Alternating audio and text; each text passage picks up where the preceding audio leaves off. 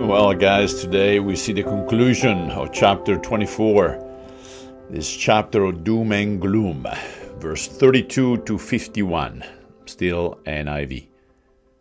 Now, learn this lesson from the fig tree. As soon as its twig get tender and its leaves come out, you know that summer is near. Even so, when you see all these things, you know that it is near, right at the door. Truly I tell you, this generation will certainly not pass away until all these things have happened. Heaven and earth will pass away, but my words will never pass away. But about that day or hour, no one knows, not even the angels in heaven, nor the Son, but only the Father. As it was in the days of Noah, so it will be at the coming of the Son of Man. For in the days before the flood, people were eating and drinking and marrying and giving in marriage, up to the day Noah entered the ark. And they knew nothing about what would happen until the flood came and took them away. That is how it will be at the coming of the Son of Man.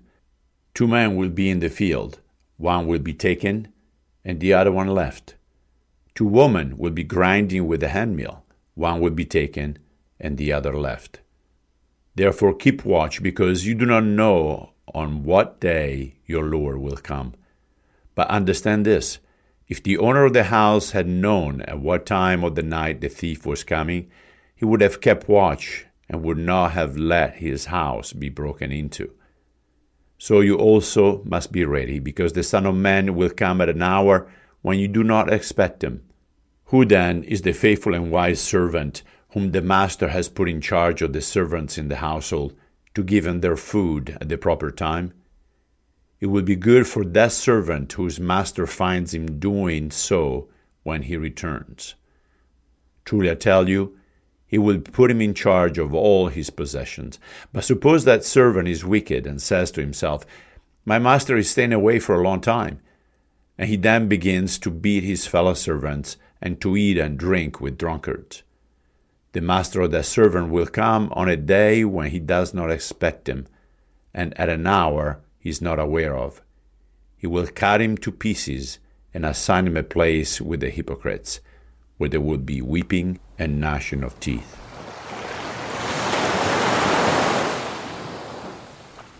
So Jesus is giving us assurance of his return to earth after these signs take place. The abomination of desolation, followed by the great tribulation and outrageous signs in the heavens. Still, using agricultural awareness, he is describing the inevitable, as with a fig tree who first buds and then in the summer bears fruits. In the same way, when these signs are seen, the coming of Jesus in glory with his church back to earth will inevitably follow. And that's the thought of many believers, that the rapture of his church will occur in the sky prior to the tribulation period.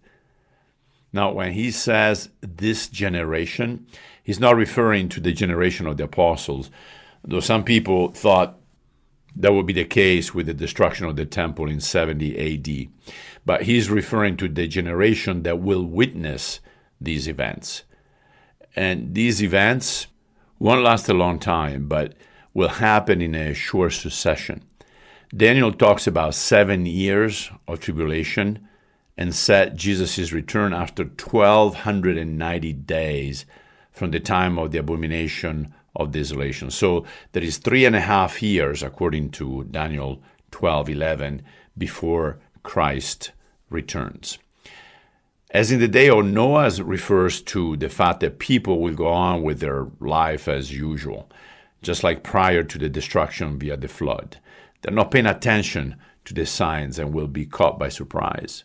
And some refer to this as the day of wickedness or violence and demonic oppression. But in either case, unlike the unbelievers, we are forewarned.